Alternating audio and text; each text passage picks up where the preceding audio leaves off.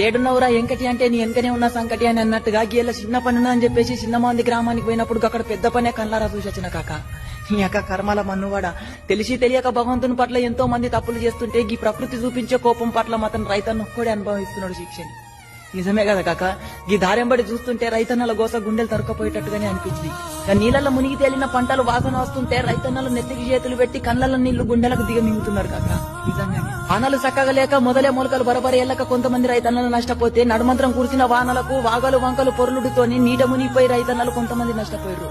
అంతా పోయింది. ఇప్పుడు ఉన్న కాడికన్నా గాని బరబరి వస్తాయి కదా అని చెప్పేసి ఆశపడుతుంటే ఇప్పుడు కురుస్తున్న వానలకైతే నీళ్లకెళ్లి బజ్జీలు దేవినట్టుగా పండించిన పంటలు నీళ్లకెళ్లి రోడ్డుకు తోలుకొస్తున్నారు.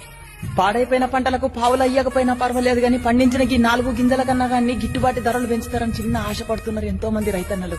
నిజంగా గిదొక ముచ్చట యాది పెట్టుకోరి కాక, ఎద్దేడ్చిన యవసము రైతేడ్చిన రాజ్యము బాగుపడ్డట్టు చరిత్రలు లేదని చెప్పేసి వెనకటి సామెత ఉండే. వెనకటి మాటలంటే అట్టిగావు, శానా గట్టి కాక. రైతు మంచిగా ఉంటేనే ఈ దేశం అంతా గమ్మత్తుగా ఉంటది. కనీసం గిదొక్కదానికైతే గానీ మద్దతు ధరలు పెంచి చిన్న రైతన్నలు చిరునవ్వులు చూద్దామని చెప్పేసి ఆశపడుతున్నా.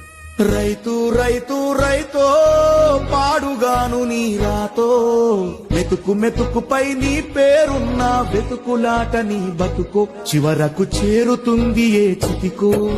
రైతు రైతు రైతో పాడుగాను నీ రాతో మెతుకు మెతుకుపై నీ పేరున్న వెతుకులాట నీ బతుకో చివరకు చేరుతుంది ఏ చితికో.